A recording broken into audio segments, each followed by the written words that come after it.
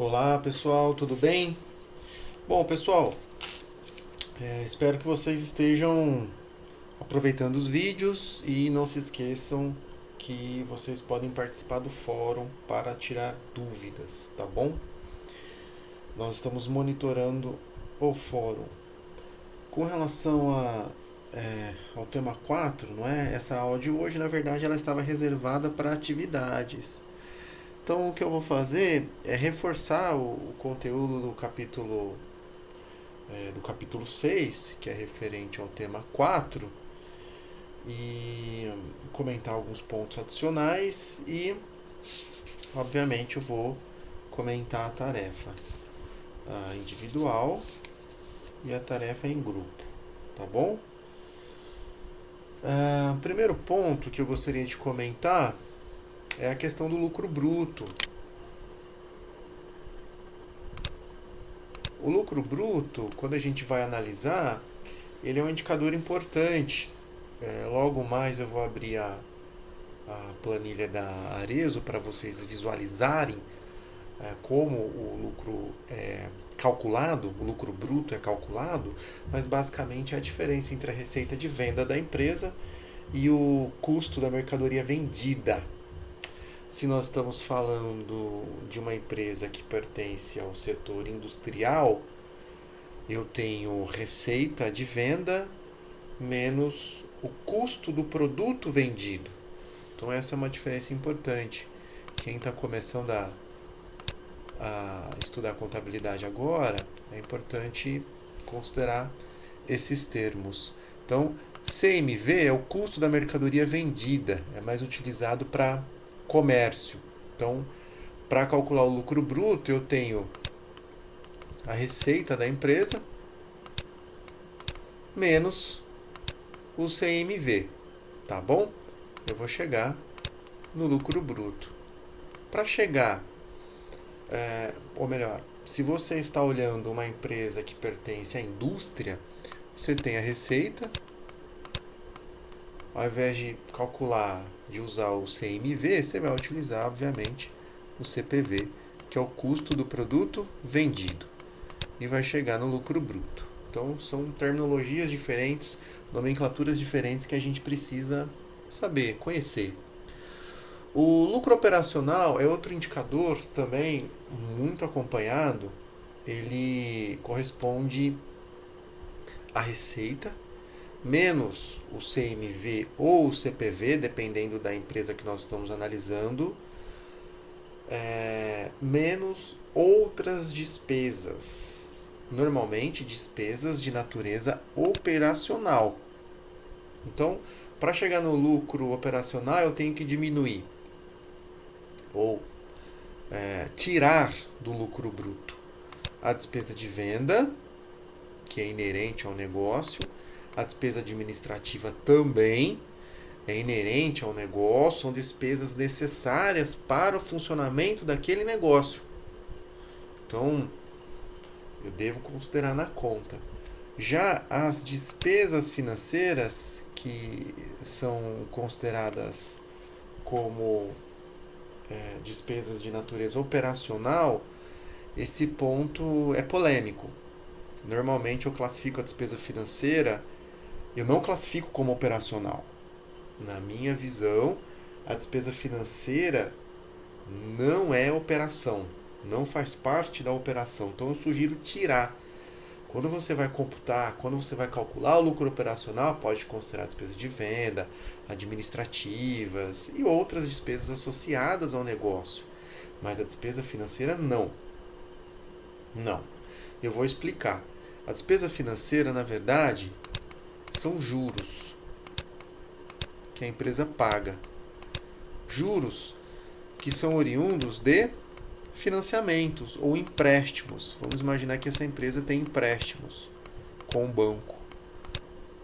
E em função desses empréstimos, ela paga juros, que são reconhecidos nas demonstrações contábeis ou na demonstração de resultado das empresas por juros ou despesas financeiras. Essa decisão de se endividar para investir no negócio é uma decisão de financiamento. Veja, eu poderia financiar as empresas com 100% de capital próprio, sem recorrer aos bancos. Se eu tivesse capital próprio, eu não precisaria, eu não registraria dívida no meu balanço. Eu não teria despesa financeira na minha demonstração de resultado.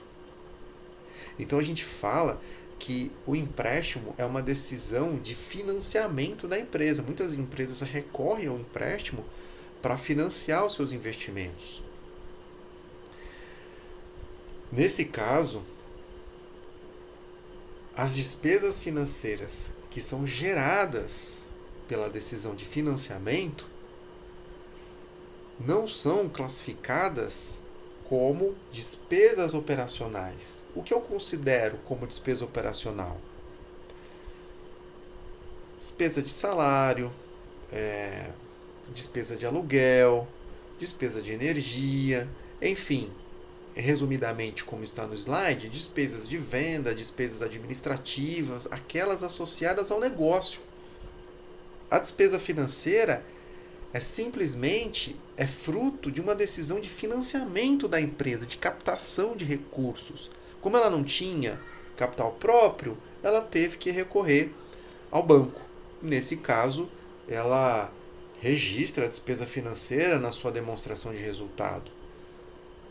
Mas eu pergunto, novamente, e se aquela empresa não precisasse de empréstimo, ela teria despesa financeira?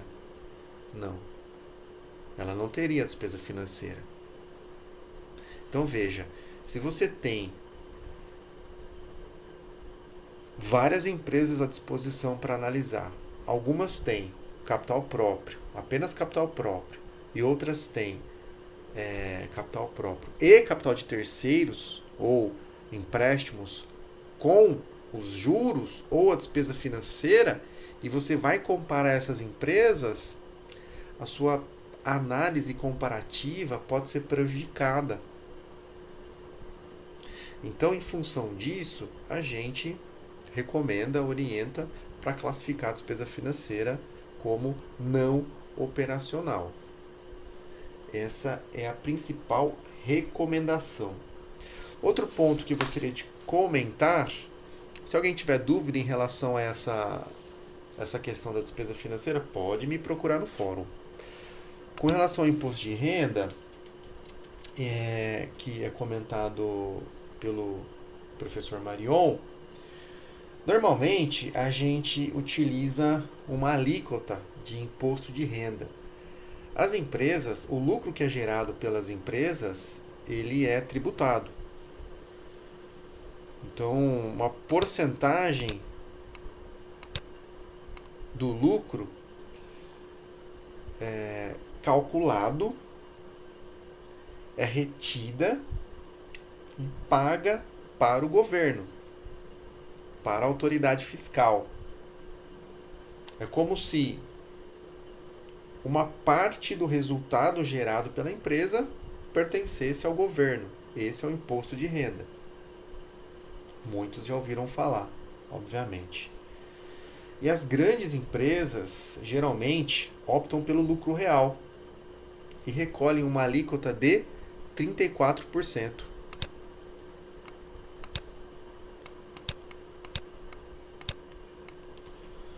O lucro real é uma opção ou um regime de tributação. É uma forma da empresa apurar o resultado para fins de tributação. Esse lucro real. Nesse caso, ao optar pelo lucro real, a empresa tem ajustes a fazer no lucro, adições e exclusões da base de cálculo. Por quê? A autoridade fiscal ou a Receita Federal coloca regras para cálculo do lucro para fins de tributação. Então as empresas têm que seguir as regras. Para isso, elas precisam consultar quais são as adições, quais são as exclusões. E o capítulo 6 do professor Marion, ele tem uma seção que trata sobre isso, sobre esse assunto. Então, eu peço para que vocês leiam, estudem essa parte. E se houver ainda dúvidas em relação a esse ponto, vocês podem perguntar pelo fórum. Bom, com relação ao caso da Arezzo, que eu já comecei a comentar, eu vou explicar alguns pontos e também comentar sobre a atividade, que questões eu poderia responder pensando na atividade que vocês entregaram hoje. Então eu vou abrir a planilha. Vamos lá. Aqui. Essa é a planilha da Arezzo. Eu não lembro se eu disponibilizei para vocês no Stoa. Mas eu coletei e a maneira de coletar foi explicada no último vídeo que eu disponibilizei. Então, copiei a demonstração de resultado, colei no Excel. Pronto. Ricardo, está muito poluída, muitas linhas, tem como simplificar? Se você olhar na primeira coluna, o código 3.01, 3.02, 3.03, eu vou pegar as principais linhas. Essa linha despesas e receitas operacionais, ou 3.04, na verdade, ela engloba tudo isso. Essas linhas em amarelo ou laranja. Então, para simplificar, vamos trazer apenas as linhas azuis, ou as principais contas. Eu vou chamar isso de DRE resumida. Então eu tenho a demonstração de resultado resumida. Então receita de venda, custo, resultado bruto, as despesas e receitas operacionais, o resultado antes do resultado financeiro e dos tributos, o resultado financeiro contendo despesa financeira e receita financeira, resultado antes do tributo sobre o lucro, imposto de renda e o resultado líquido da companhia. Muito bem. 2019, 2018, 2017. Então, pensando aí na atividade de vocês, o primeiro ponto é comentar sobre a operação. Então, nesse caso, eu já tinha comentado em vídeo anterior, apenas para reforçar, a Arezzo é líder no setor de calçados, bolsas e acessórios femininos para as classes A e B. E tem diversas marcas que ela administra. Com relação à receita, um ponto que eu pedi para vocês comentarem é um crescimento. Houve um crescimento de 2018 para 2019 em torno de 10%, tá bom? Então eu só calculei a variação da receita. Então de 1.5 bi pulou para 1.6 bi, uma variação de 10% aproximadamente. E seria interessante de explicar isso. Então eu pedi para vocês explicarem o que poderia causar essa variação. Então, uma fonte de informação para isso são as demonstrações, é a demonstração contábil. Vocês podem ler as demonstrações, buscarem essas fontes, essas explicações. O relatório da administração, que normalmente acompanha as demonstrações contábeis. O RA não faz parte das demonstrações contábeis, mas ele ajuda, é um material rico. E os principais pontos da Arezzo que eu encontrei foram uma expansão internacional, que ela comenta, para os Estados Unidos, nesse caso, aumento das vendas online, faz parte de uma estratégia de transformação digital e mais investimentos nessa parte.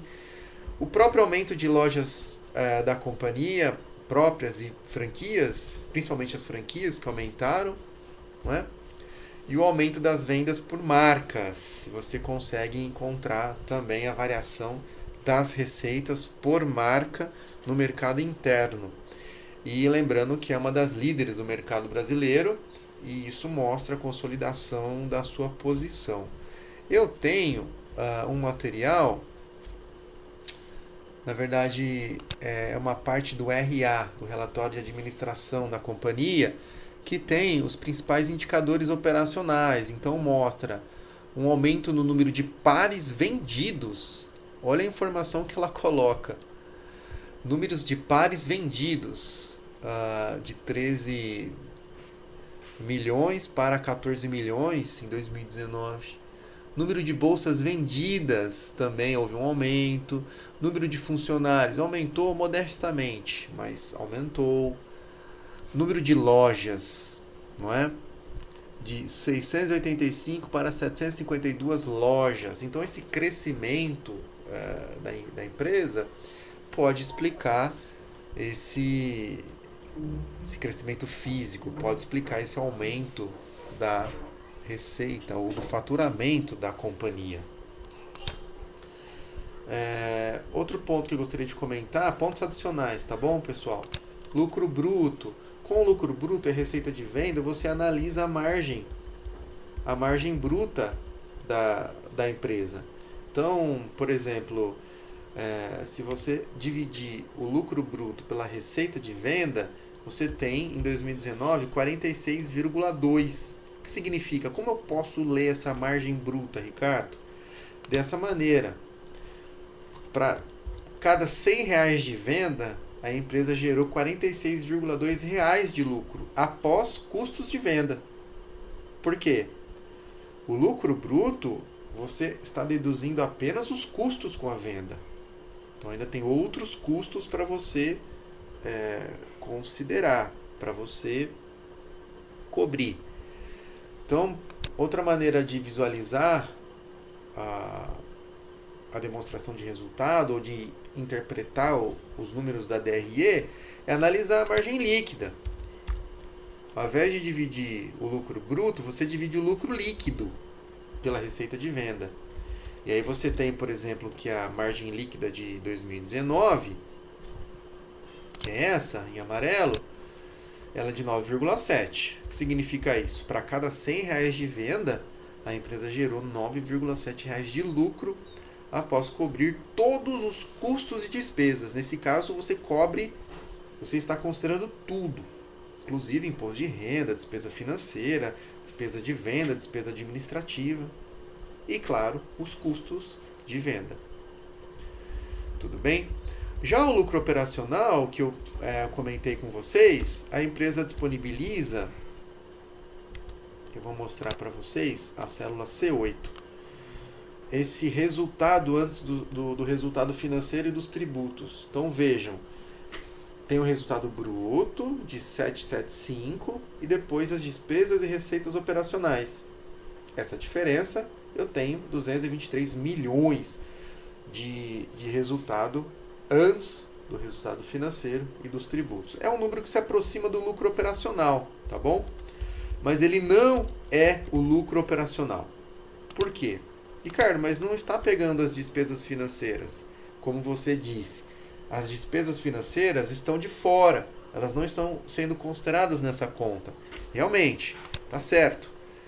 Mas tem o imposto de renda. E o imposto de renda é operacional. Não é? Então a gente tem que estimar. Como a gente pode estimar a despesa com imposto de renda?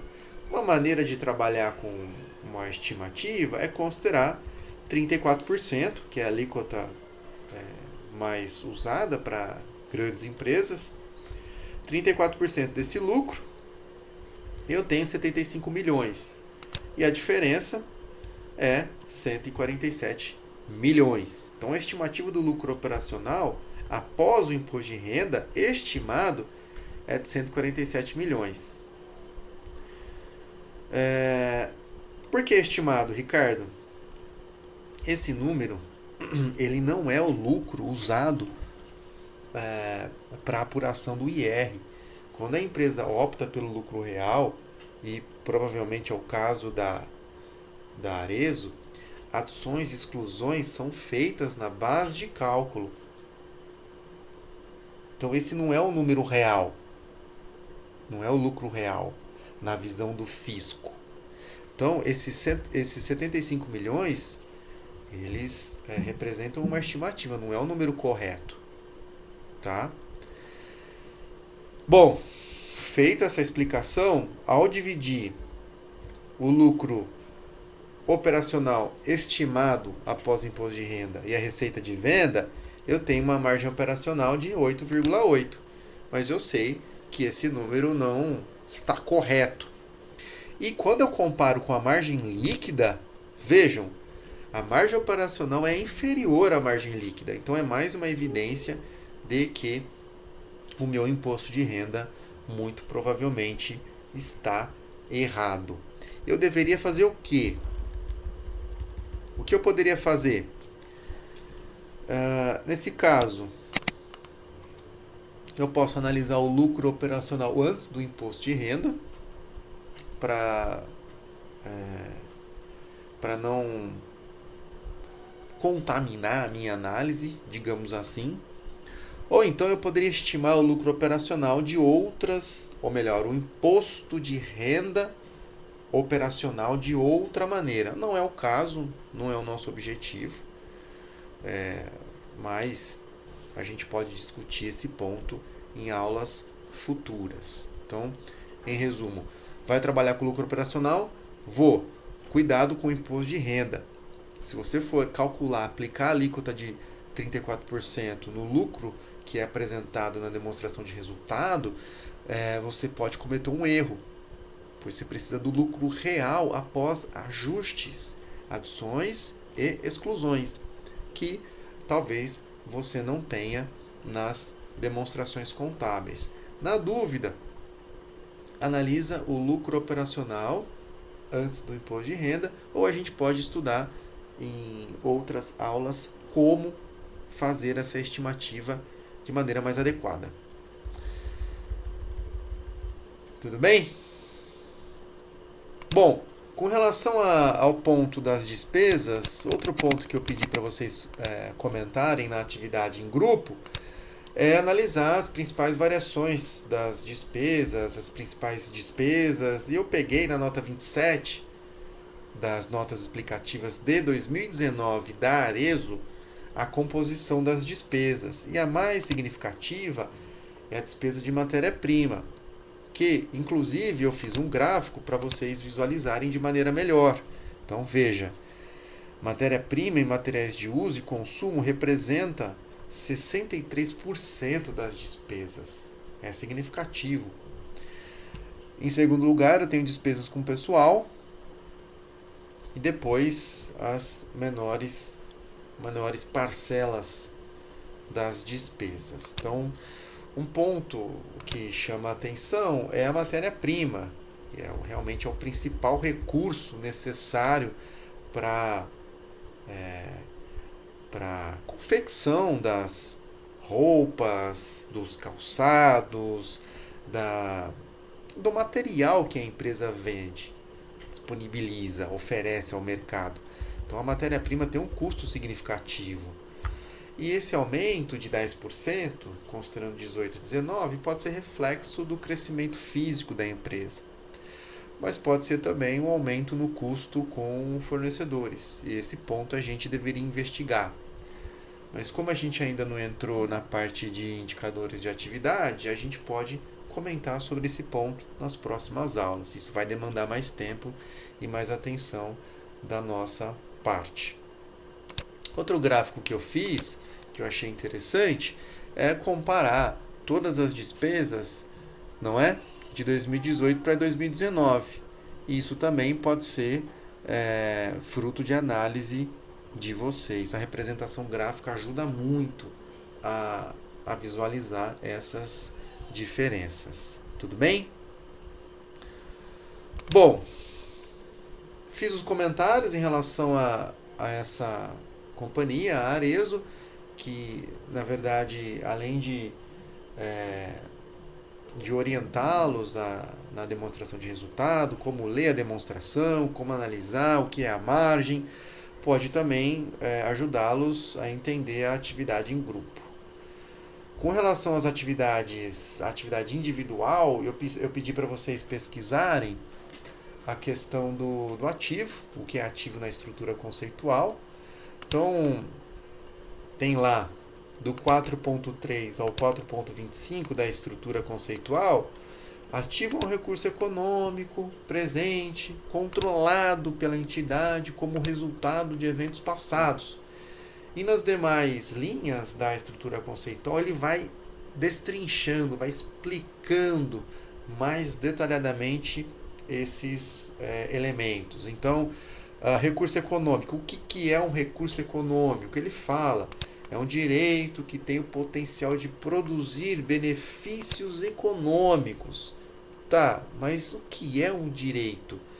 Direitos têm várias formas. Esses direitos que têm o potencial de produzir benefício econômico se manifestam de várias maneiras. Por exemplo, pode ser o direito de receber caixa, como um contas a receber. Pode ser o direito de receber produtos ou serviços. Pode ser direitos sobre bens corpóreos, como imobilizado ou estoque da companhia. E outros exemplos que a gente não precisa se estender muito. Ao longo da disciplina a gente vai trabalhando outros casos. Outro ponto que é comentado na definição é a questão do controle. A entidade controla um recurso econômico se ela tem a capacidade presente de direcionar o uso desse recurso e obter os benefícios econômicos. Então, obviamente, se aquele ativo pertence, ou melhor, se a companhia tem o controle daquele ativo, ela pode direcionar as atividades, gerenciar o ativo da maneira que ela bem entender. Então essa é uma característica muito clara de controle do ativo. Tá? Nas próximas aulas, quando a gente começar a discutir contratos de arrendamento, que é uma atividade que o professor já comenta, mas eu prefiro deixar para imobilizado, quando a gente discutir imobilizado, eu vou falar sobre esse aspecto de controle, por que ele é importante e por que ele aparece na definição de ativo. Alguns podem falar, Ricardo, mas é óbvio que a empresa tem que controlar. Não é tão óbvio. Tem uma discussão de controle e propriedade que a gente precisa fazer, mas a gente vai deixar para a aula de imobilizado. E aí, com relação aos exemplos, não é? A gente já acabou citando alguns aqui na explicação, e são vários que a gente já trabalhou em sala de aula. Eu espero que vocês não tenham tido dificuldade com esse ponto. Passivo diz respeito à obrigação presente da entidade de transferir um recurso econômico com resultados de eventos passados. Obrigação presente porque se você está pensando em assumir uma obrigação no futuro, vou comprar algo no futuro, vou contratar alguém no futuro para... Não. É necessário que esse contrato já tenha ocorrido, que, por exemplo, a prestação de serviço, é o exemplo que eu citei em sala do serviço de limpeza. Eu vou contratar o serviço de limpeza no próximo mês, depois que essa tempestade do coronavírus passar, eu preciso limpar, fazer uma faxina na minha companhia. Então eu vou contratar. Você tem uma obrigação presente? Não. É apenas a intenção. Então, nesse caso, você não tem um passivo. Então, esse é um ponto importante para considerar. Então, a obrigação é o dever ou responsabilidade que a entidade não tem a capacidade prática de evitar. Já ocorreu o contrato, já ocorreu a prestação de serviço, então eu tenho uma obrigação, eu estou devendo uma obrigação para outra parte. Essas obrigações transferem um recurso econômico e esse recurso econômico pode ser, por exemplo, a obrigação de pagar, de reduzir os meus benefícios econômicos, ou melhor, reduzir a minha posição financeira, ou então reduzir o meu caixa. Estou pagando as obrigações, não é? E o terceiro critério para um passivo é que a obrigação seja presente, ou melhor, resultado de eventos passados, conforme eu já comentei. E exemplos são vários: contas a pagar, salários a pagar, fornecedores, impostos, enfim, vários casos que eu espero que vocês também não tenham tido dificuldade, tá? Pessoal, vou encerrar o vídeo por aqui, senão vai ficar muito longo. E eu tenho 3 exercícios que eu vou postar lá para vocês trabalharem, né, de hoje até às 19 horas da próxima quinta. Você tem que postar até esse horário, tá? Se deixar para postar depois das 19 horas, e aí você vai ficar sem a nota de atividade, tá bom? Obrigado a todos e um abraço.